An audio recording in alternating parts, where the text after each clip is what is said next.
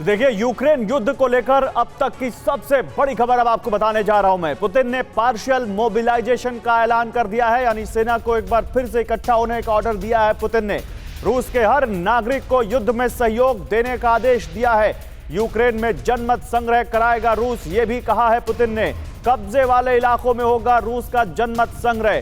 तो कौन से हैं वो कब्जे वाले इलाके? LPR, Luhansk people's republic, DPR, Donetsk people's republic, या उसके आगे खैरसोन या फिर कुछ दूसरी और जगहों पर भी रूस कोई जनमत संग्रह कराएगा। ये बहुत बड़ा यहां पर पुतिन का दांव है, जिसको अब देखना है आगे दुनिया कैसे रिएक्ट करती है। अमेरिका और यूरोप की धमकी देकर बोले पुतिन, पश्चिम ने सारी हदें पार कर दी हैं। पुतिन ने कहा कि वेस्टर्न कंट्रीज ने, खासकर अमेरिका और यूरोप ने सारी हदें पार कर दी हैं। अमेरिका और यूरोप रूस को तोड़ना चाहते हैं, पश्चिम को अपने भविष्य का। ये 17 साल से प्रोविजन स्टोर चला रहे थे और हर दिन 8 से 9 हजार का बिजनेस करते थे। अचानक से ये दोगुना हो गया। जानना चाहते हो कैसे? तो फ्रीडम ऐप को अभी डाउनलोड करें। फैसला खुद करना है, ये कहा है पुतिन ने। तो पुतिन ने आज अपने बयान में कुछ बहुत बड़ी बातें कही हैं, जिसमें उन्होंने साफ कहा है कि एक तो रेफरेंडम होगा, दूसरा पश्चिम यानी सीधे सीधे अमेरिका और यूरोप को चुनौती देते हुए उन्होंने बोला कि हमारे पास नेटो से भी बड़े हथियार हैं। इस बीच पुतिन के बयान के बाद बोले रूसी रक्षा मंत्री, हमारी लड़ाई सिर्फ यूक्रेन से नहीं है।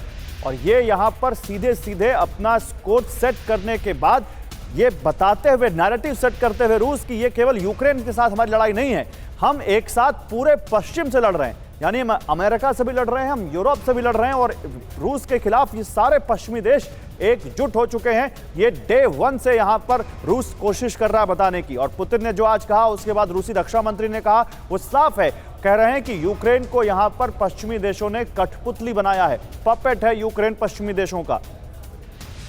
अब देखिए, हमारे साथ यूक्रेन बॉर्डर से हमारे संवाददाता आशीष सिंह जुड़ चुके हैं, सीधे उनके पास चलते हैं।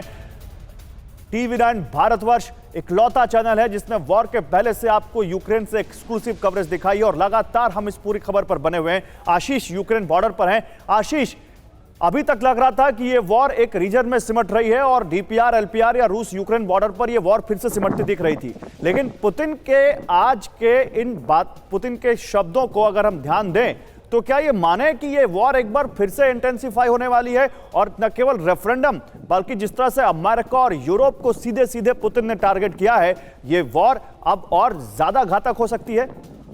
बिल्कुल, अगले एक हफ्ते काफी ज्यादा इंटेंसिफाई होगी। वो इसलिए क्योंकि रूस अब रेफरेंडम के जरिए एटलीस्ट 27 तारीख तक ये पूरा जोर अपने बनाने की कोशिश करेगा, और इसके लिए ही व्लादिमीर पुतिन को पार्शियल मोबिलाइजेशन की जरूरत पड़ी है। देखिए, अभी तक वो केवल स्पेशल ऑपरेशन कर रहे थे, यानी कि टैक्टिकल लेवल पर कुछ टुकड़ियां भेजकर, कुछ हथियार भेजकर, लेकिन पार्शियल मोबिलाइजेशन का मतलब है कि उन्हें एक कंप्लीट एरिया डोमिनेशन करना है, जो कि युद्ध नहीं, ऑफिशियल युद्ध नहीं, तो कम से कम ऑफिशियल युद्ध के काफी ज्यादा नजदीक है। और इसी तरह से व्लादिमीर पुतिन को रियलाइजेशन है कि वेस्ट की तरफ से काफी ज्यादा रिएक्शन भी मिलेगा, चाहे वो डिप्लोमेटिक डोमेन में हो, मिलिट्री डोमेन में हो। वेपन सप्लाई अचानक से आपको दिखाई देगा यूक्रेन में काफी ज्यादा बढ़ जाएगा। और इन्हीं बातों को ध्यान में रखते हुए व्लादिमीर पुतिन ने इस तरह के प्रीएम्प्टिव वार्निंग वाले स्टेटमेंट्स दिए हैं कि जरूरत पड़ेगी तो हम जो सबसे बड़ा कदम है वो भी लेने के लिए तैयार हैं। साफ है मतलब कि अगले आने वाले एक हफ्ते काफी ज्यादा इंटेंस होने वाले हैं। एक्शन और रिएक्शन, ये रेफरेंडम जो यहां पर पुतिन ने कहा है आशीष, उस पर मैं आपसे बात करूंगा कि रेफरेंडम केवल डोनबास में हम देखेंगे या रेफरेंडम का दायरा कहीं और ज्यादा बड़ा होगा, इस पर मैं आऊंगा आपके पास। लेकिन उससे पहले एक बड़ी खबर दिखाएं।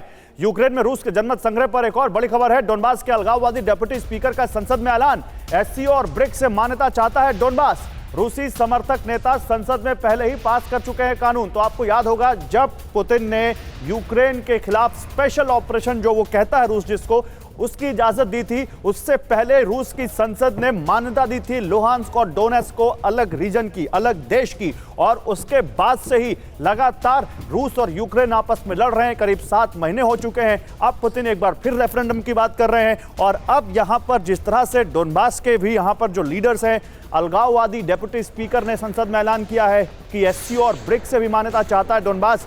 मतलब साफ है कि पुतिन और उनकी पूरी टीम ने पूरा फोकस इस पर बढ़ा दिया है। तो यूक्रेन में रूस का जनमत संग्रह क्या होगा, इससे क्या होने वाला है? असल में रूस यूक्रेन में अपने कब्जे वाले इलाकों में जनमत संग्रह कराएगा।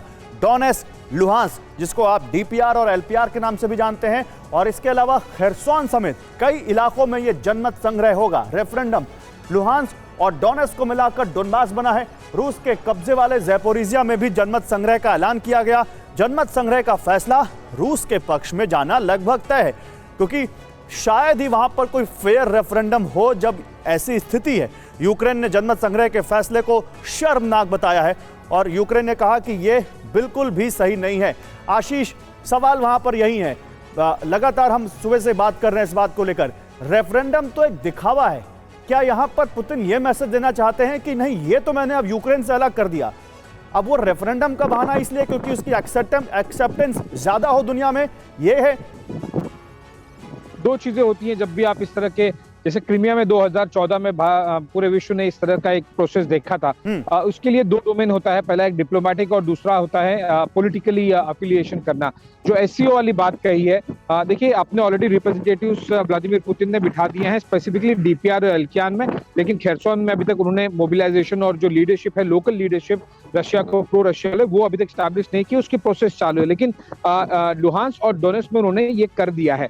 होगा ये कि इसके बाद में जैसे ही आप रेफरेंडम हो जाता है, कोई लोकल लीडर चुना जाता है, उसके बाद में आप एससीओ और बाकी ऐसे ऑर्गेनाइजेशंस के जरिए आप इसे सेमी ऑफिशियल आप कह सकते हैं, फुल्ली ऑफिशियल नहीं, क्योंकि जब तक यूनाइटेड नेशन मान्यता नहीं देता तो कोई एक रीजन या फिर एक देश वो आधिकारिक तौर पर नहीं माना जाता। लेकिन सेमी ऑफिशियल इसलिए हो जाएगा क्योंकि कई ऐसे, चाहे वो ब्रिक्स हो सकता है, एससीओ हो सकता है, जहां पर इसका रिप्रेजेंटेशन हो। और ये एक मिरर इमेज है जो डीपीआर और एलपीआर का। अगर रिप्रेजेंटेशन आपको इसे इंटरनेशनल मल्टीलैटरल प्लेटफॉर्म पे दिख जाएगा तो आप ये मान के चलिए कि इस एरिया को धीरे धीरे एक्सेप्टेंस आ जाएगा एलपीआर और डीपीआर और खेरसोन जैसे कि अब ये और ये यूक्रेन से बिल्कुल। मैं एक जरूर इसमें कंप्लीट करना चाहूंगा। देखिए इसका एक मिरर इमेज भी है। ये मिरर इमेज और रिफ्लेक्शन आप इस तरह से देखिए, वेस्ट ने जब यूक्रेन में जिस तरह से जेलेंस्की आई थी, उसके अलावा अलग अलग तरीके से कई ऐसे लोगों को उन्होंने बुलाया था, चाहे वो ताइवान से हो या फिर कुछ और रीजन से हो, जो आधिकारिक तौर से यूनाइटेड नेशन के तौर से वो एक देश नहीं है, मान्यता नहीं है। लेकिन होता यह है कि जब आप सेमी ऑफिशियल तरीके से एक रीजन को, एक देश को पुश करना चालू करते हैं तो उसे एक आधी मान्यता जरूर मिल जाती है। और इसीलिए एक सिमिलर प्रोसेस, मिरर इमेज, कि अगर आपको क्वीन के फ्यूनरल में अगर आपको ताइवान की तरफ से रिप्रेजेंटेशन दिखता है तो एससीओ ब्रिक्स में व्लादिमीर पुतिन कर सकते हैं एलपीआर और डीपीआर और खेरसोन। ठीक है। ये 17 साल से प्रोविजन स्टोर चला रहे थे और हर दिन 8 से 9 हजार का बिजनेस करते थे। अचानक से ये दोगुना हो गया। जानना चाहते हो कैसे? तो फ्रीडम ऐप को अभी डाउनलोड करें।